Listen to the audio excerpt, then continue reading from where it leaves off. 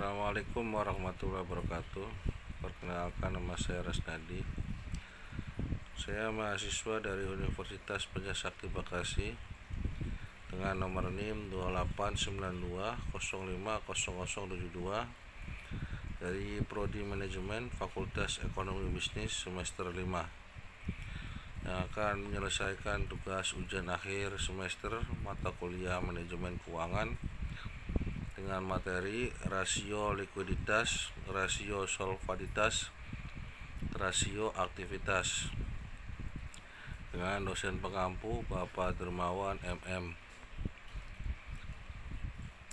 Rasio likuiditas merupakan perbandingan aktif lancar dengan kewajiban lancar. Rasio ini dapat menjadi alat atau informasi yang dapat membantu perusahaan untuk meningkatkan manajemennya. Rasio likuiditas merupakan indikator performa perusahaan dan situasi keuangannya. Contoh mudahnya, rasio likuiditas ditunjukkan oleh rasio kas, terdapat kewajiban lancar. Misalnya pembayaran gaji karyawan, pembayaran tagihan listrik, pelunasan biaya telepon, dan pembayaran iuran PDAM. Rasio ini tidak hanya penting untuk membantu performa perusahaan terlihat bagus di masa investor, namun juga dapat digunakan untuk menganalisis tren, membandingkan dengan perusahaan kompetitor, dan mengukur kemajuan atau pencapaian target yang telah ditetapkan.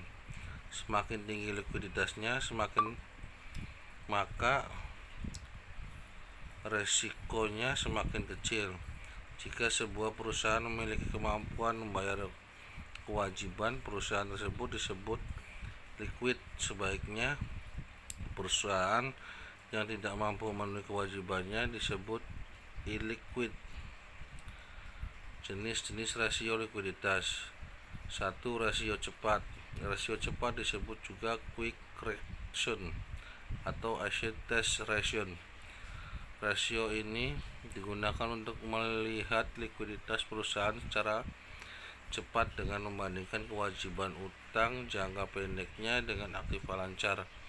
Dalam merumuskan rasio cepat, hal-hal yang perlu diperhitungkan antara lain pinjaman jangka pendek, utang dana, utang dagang, utang pajak penghasilan, utang kartu kredit, dan biaya yang masih harus dibayar. Sedangkan aset lancar yang dihitung antara lain uang tunai, investasi, liquid, dan piutang. Dalam rasio ini, investasi tidak dimasukkan ke dalam aset karena dianggap sulit untuk dikonversi menjadi tunai. 2. Rasio kas. Rasio ini membandingkan cash flow dengan tagihan yang harus dibayar.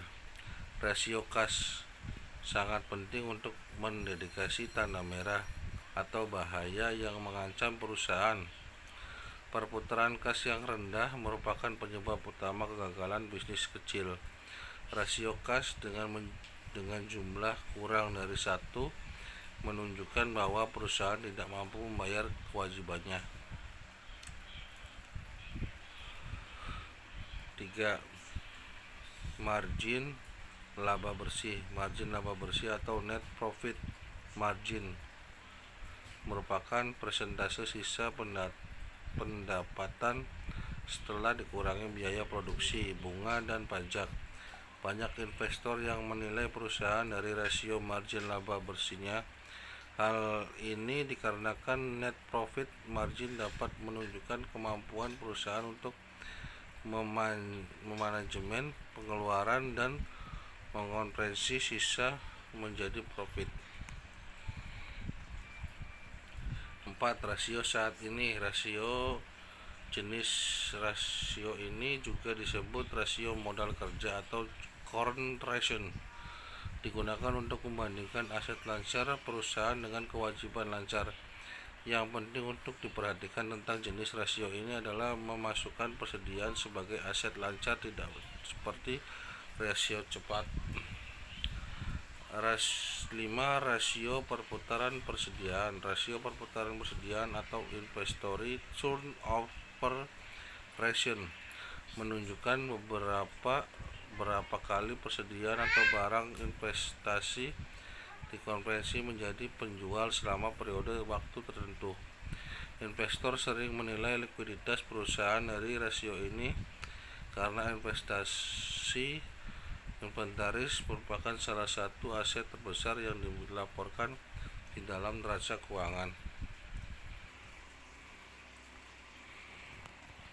Manfaat likuiditas perusahaan. 1. Rasio likuiditas membantu untuk mendapatkan gambaran tentang posisi likuiditas perusahaan. 2. Rasio likuiditas menunjukkan bagaimana kekayaan aset perusahaan saat ini. 3. Rasio likuiditas menunjukkan berapa banyak hutang yang dapat dilunasi dengan menggunakan uang tunai di tangan.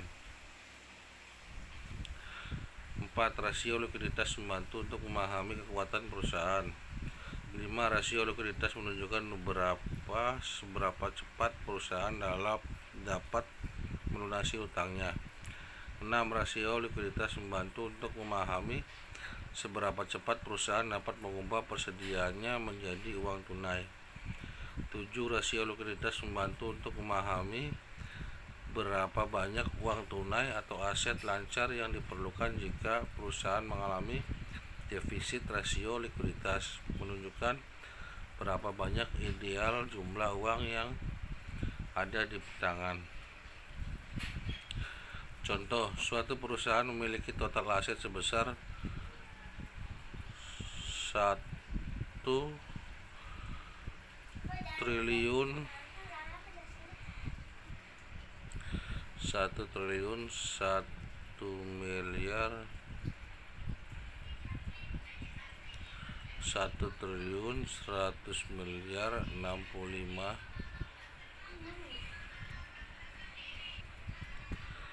1 triliun 165 miliar 406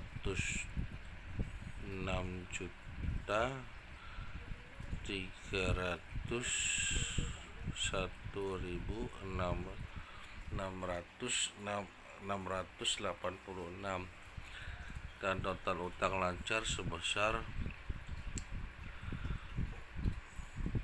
408 miliar 490 juta 555.651.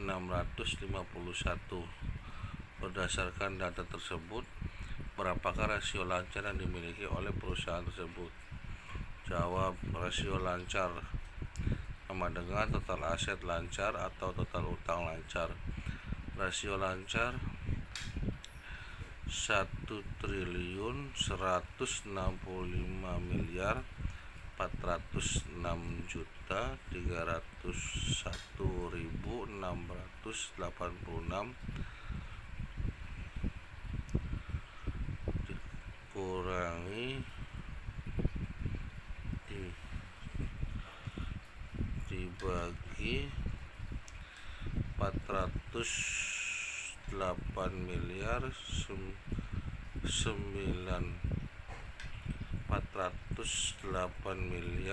490 juta 550.651.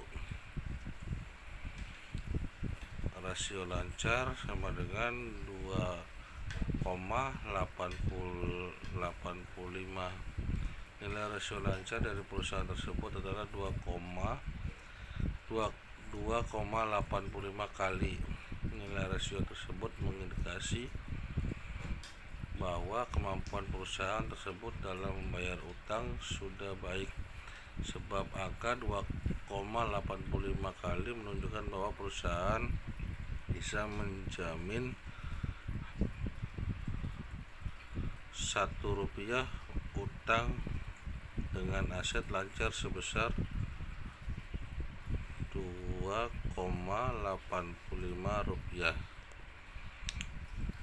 Rasio solvabilitas adalah rasio dengan fungsi menilai kemampuan suatu perusahaan dalam melunasi semua kewajiban termasuk dalam jangka pendek ataupun jangka panjang dengan jaminan aktiva atau kekayaan yang dimiliki perusahaan hingga akhir likuidasi atau ditutup. Satu di antaranya solvabilitas dipakai untuk mengukur keuangan perusahaan asuransi baik itu dalam keadaan sehat maupun tidak. Rasio yang tidak menguntungkan menunjukkan adanya kemungkinan perusahaan bisa gagal membayar kewajiban hutangnya. Banyak orang menganggap jika ciri utama dari sebuah perusahaan yang sehat adalah memiliki keuntungan bisnis yang besar. Padahal terdapat satu faktor lain yang tak kalah penting dari keuntungan yang didapat, yakni kemampuan perusahaan dalam mengelola aset sekaligus membayar setiap hutang perusahaan dengan tepat waktu tanpa adanya penundaan bayar. Dengan menggunakan rasio ini, nantinya juga akan dibandingkan beban hutang perusahaan secara seluruh terhadap ekuitas dan aset.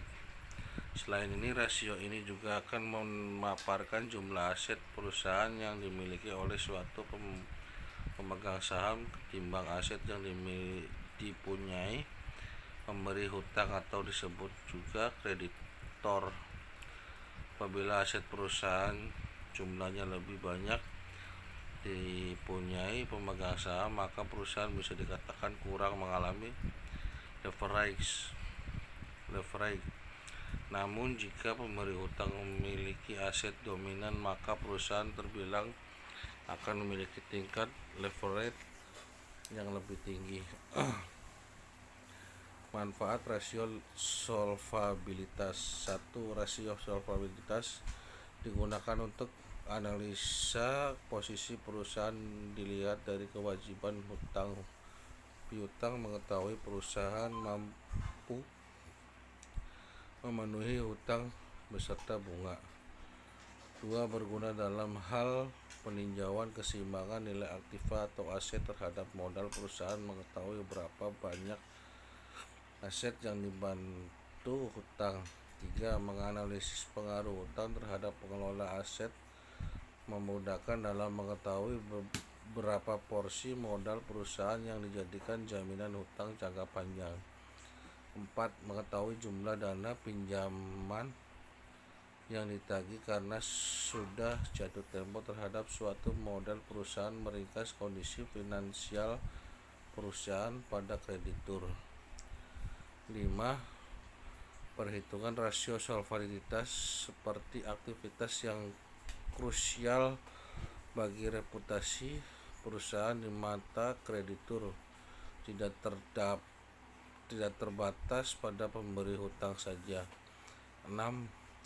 Bagi kreditur sebagai lembaga peminjaman uang perusahaan anjak hingga piutang, investor dan asuransi. Jika tingkat solvabilitas rendah, kemungkinan ragu memberi hutang. 7. Menilai kemampuan bisnis dalam membayar bunga. Konsekuensi transaksi secara kredit adalah adanya bunga. Selain itu, menilai kapasitas perusahaan membayar rasio solvabilitas. Contoh soal: jika sebuah perusahaan memiliki neraca sebagai berikut: saham 420 juta, kas 25 juta, laba yang ditahan 145 juta, bayar dagang 200 juta, piutang dagang 75 juta, mesin 250 juta, bangunan 350 juta, obligasi 180 juta, tanah 100 juta. Maka berapakah rasio solvabilitas perusahaan tersebut? Berdasarkan rasio antara modal dan aktiva diketahui total jumlah aktiva mesin ditambah kas ditambah barang dagang ditambah piutang dagang ditambah tanah ditambah bangunan, yaitu 1 miliar. Modal laba yang ditahan per saham adalah 565 juta rupiah. Pertanyaannya, berapa rasio modal dengan aktivanya? Jawab. Rasio modal dengan aktiva sama dengan modal sendiri dibagi total aktiva dikali 100%. Jadi 565 juta dibagi 1 miliar dikali 100%. Rasio modal dengan aktiva berarti 56,5%.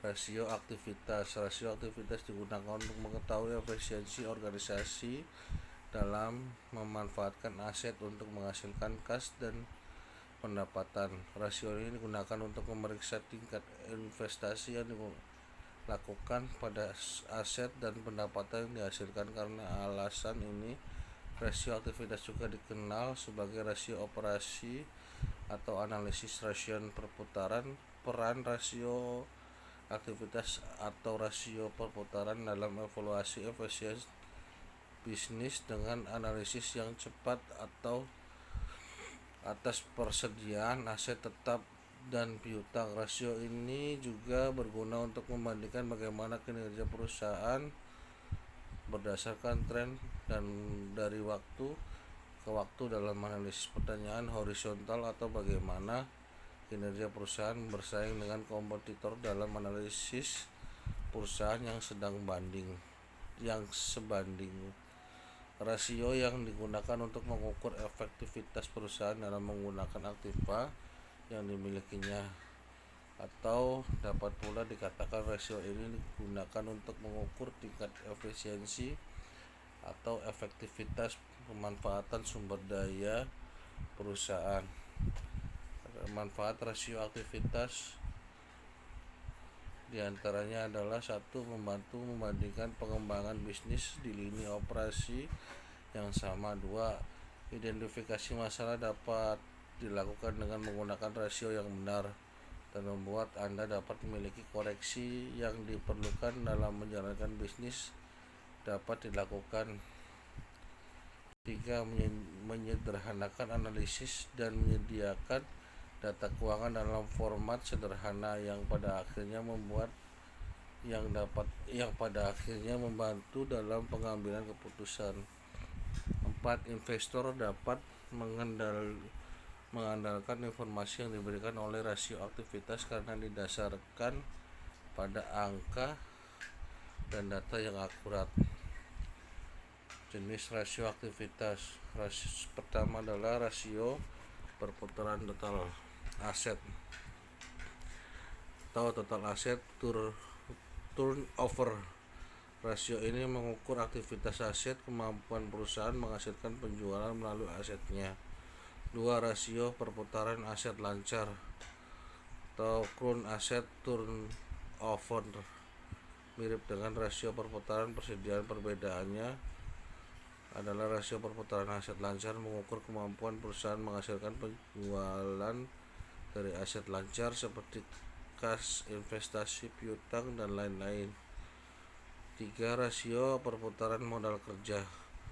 Rasio ini mengukur jumlah uang tunai yang dibutuhkan untuk menghasilkan tingkat penjualan tertentu. Mengingat hal ini, modal kerja yang tinggi kemungkinan besar mengindikasikan penggunaan modal kerja yang menguntungkan. 4. Rasio perputaran piutang, account receivable turnover. Untuk mengukur beberapa kali piutang dapat diubah oleh perusahaan menjadi uang tunai, kita harus menghitung rasio perputaran piutang. 5. Rasio perputaran hutang, account payable turnover. Ini adalah rasio lain yang dapat digunakan untuk melakukan analisis aktiva suatu perusahaan berbeda dengan perputaran piutang. Rasio ini mengukur berapa kali per tahun perusahaan membayar hutang kepada pemasok atau kreditur. Contoh soal rasio aktivitas. Sebuah perusahaan A memiliki modal awal yaitu sebesar 2 juta. Dalam 1 bulan penjualan yang dilakukan, perusahaan A mendapatkan keuntungan sebesar 4.500.000. Tentukan rasio perputaran modal kerja dari perusahaan. Nah, jawab. Modal 2 juta, penjualan 4.500.000 rupiah. Rasio perputaran modal kerja sama dengan penjualan dibagi modal kerja rata-rata, jadi sama dengan 4.500.000 rupiah dibagi 2 juta rupiah sama dengan 2,5. Jadi rasio perputaran modal kerja dari perusahaan A selama sebulan yakni 2,5 kali.